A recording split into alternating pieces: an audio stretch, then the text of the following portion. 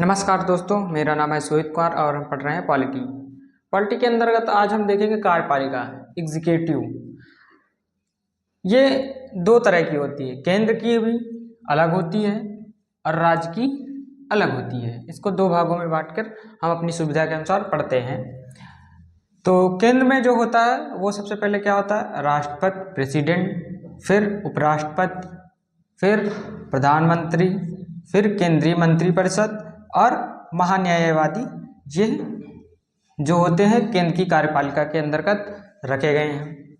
जो राज्य की कार्यपालिका है उसके अंतर्गत राज्य का राज्यपाल, जिसकी नियुक्ति कौन करता है ये आप हमें कमेंट करके बताएंगे, मुख्यमंत्री और महाधिवक्ता, इनको रखा गया है। आइए एक एक करके पढ़ते हैं। सबसे पहले राष्ट्रपति राष्ट्रपति जिसकी स्टार्टिंग होती है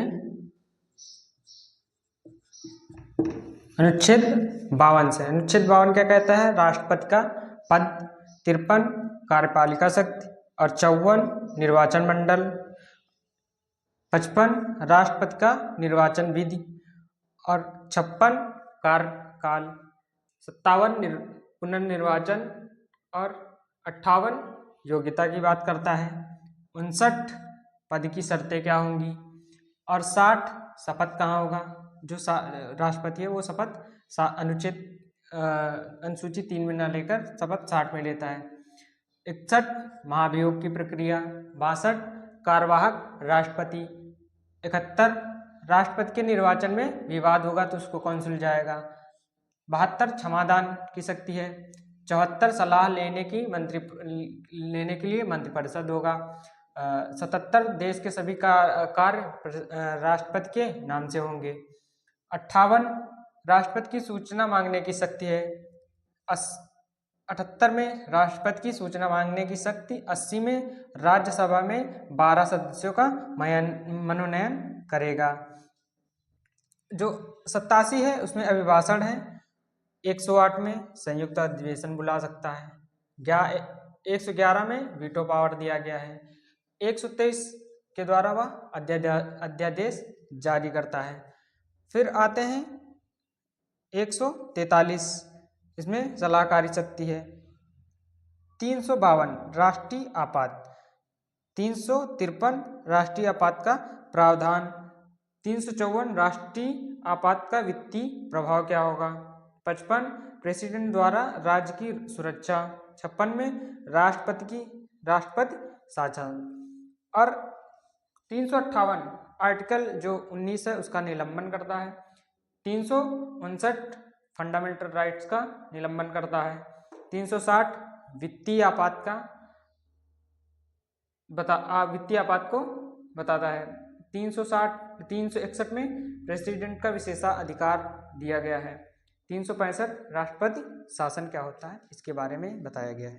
राष्ट्रपति को हम किन किन नामों से बुला सकते हैं, इनका नामकरण। तो चूंकि हमारे देश में, भारत में संसदीय शासन प्रणाली है,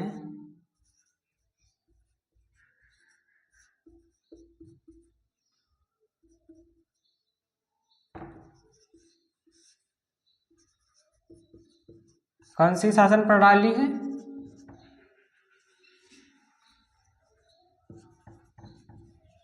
संसदीय शासन प्रणाली है। इसलिए इसे क्या क्या कह सकते हैं, देश का राष्ट्राध्यक्ष कहते हैं और राष्ट्रपति को भारत का संवैधानिक प्रमुख भी कहते हैं और कार्यपालिका का प्रमुख भी कहा जाता है। और इसे ये बहुत पूछा जाता है एग्जामों में, प्रथम नागरिक किसे कहा जाता है भारत का, तो वो राष्ट्रपति को ही कहा जाता है। नाम मात्र का प्रमुख होता है, चूंकि सारी शक्तियां प्रधानमंत्री में निहित होती हैं, ये इसीलिए यह नाम मात्र का प्रमुख होता है। राष्ट्रपति यानी प्रेसिडेंट, अनुच्छेद 52 क्या कहता है, भारत का एक राष्ट्रपति होगा।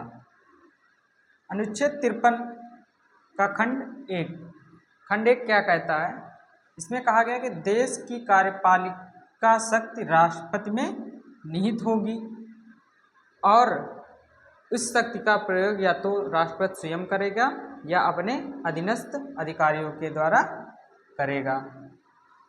और खंड दो क्या कहता है कि जो राष्ट्रपति होगा वह तीनों सेनाओं का सर्वोच्च समादेशक होगा।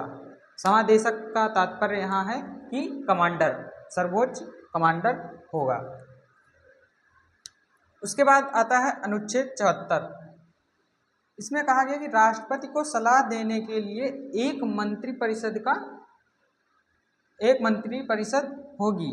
मतलब राष्ट्रपति को सलाह देने के लिए कि कौन से काम किए जाएं और कौन से काम राष्ट्र के हित में हैं उनको किया जाए, कौन से अहित में है उनको किया जाए।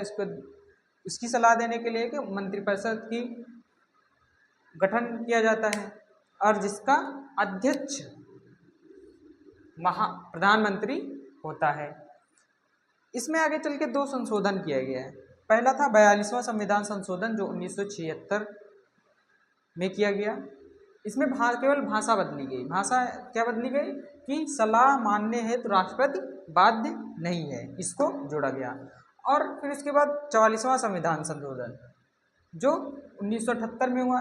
इसमें क्या कहा गया कि जो राष्ट्रपति है वह जो मंत्रिपरिषद है, जो मंत्रिपरिषद सलाह देगी उसको विचार करने के लिए, पुनर्विचार करने के लिए फिर से भेज सकता है। ये जो संशोधन है 42वां और 44वां, ये बहुत ही इम्पोर्टेंट है। फिर आता है अनुच्छेद 77। अनुच्छेद 77 में क्या कहा गया कि देश के समस्त कार्य, जितने भी कार्य हैं देश के, वह राष्ट्रपति के नाम से किए जाएंगे। किसके नाम से किए जाएंगे? तो वो राष्ट्रपति के नाम से किए जाएंगे। राष्ट्रपति में अनुच्छेद 54 क्या कहता है कि राष्ट्रपति का निर्वाचन मंडल, जो राष्ट्रपति का निर्वाचन करेंगे उसमें कौन कौन से सदस्य शामिल होंगे और कौन कौन से शामिल नहीं होंगे। तो कौन शामिल होंगे?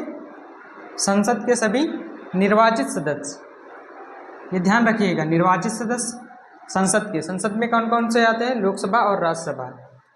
और राज्य विधान सभा के सभी निर्वाचित सदस्य, RVS का मतलब है राज्य विधान सभा के सभी निर्वाचित सदस्य। और 70वें संविधान संशोधन 1992 द्वारा जो दिल्ली और पांडिचेरी है उसके निर्वाचित सदस्यों को भी इसमें शामिल किया गया। और कौन कौन से शामिल नहीं किए गए? तो कोई भी मनोनीत सदस्य शामिल नहीं है इसमें। और विधान परिषद के सभी सदस्य, ध्यान रखिएगा, विधान परिषद के सदस्य शामिल नहीं है, लेकिन राज्य विधानसभाओं के निर्वाचित सदस्य शामिल हैं। और कौन नहीं शामिल है? राज्यपाल और उपराष्ट्रपति शामिल नहीं होते हैं, क्योंकि वह संसद के पहले से ही सदस्य होते हैं, इसलिए राज्यपाल और उपराष्ट्रपति शामिल नहीं होते हैं। यदि किसी राज्य का CM उच्च सदन का सदस्य हो तब वह शामिल नहीं हुआ। उच्च सदन से तात्पर्य यह है कि राज्यसभा। अगर किसी राज्य का मुख्यमंत्री है, वह राज्यसभा का सदस्य है तो वह शामिल नहीं होगा राज्य विधान निर्वाचन मंडल में राष्ट्रपति के। और राज्यपाल और उपराष्ट्रपति क्यों नहीं शामिल होंगे? क्योंकि वह पहले ही संसद के निर्वाचित सदस्यों के रूप में भाग ले चुके होंगे, इसीलिए राज्यपाल और उपराष्ट्रपति को शामिल नहीं किया जाएगा। अनुच्छेद 55 क्या कहता है? निर्वाचन विधि कौन सी होगी? आनुपातिक प्रतिनिधित्व, एकल संक्रमणीय, गुप्त मतदान और अप्रत्यक्ष निर्वाचन पद्धति द्वारा राष्ट्रपति का चयन होगा।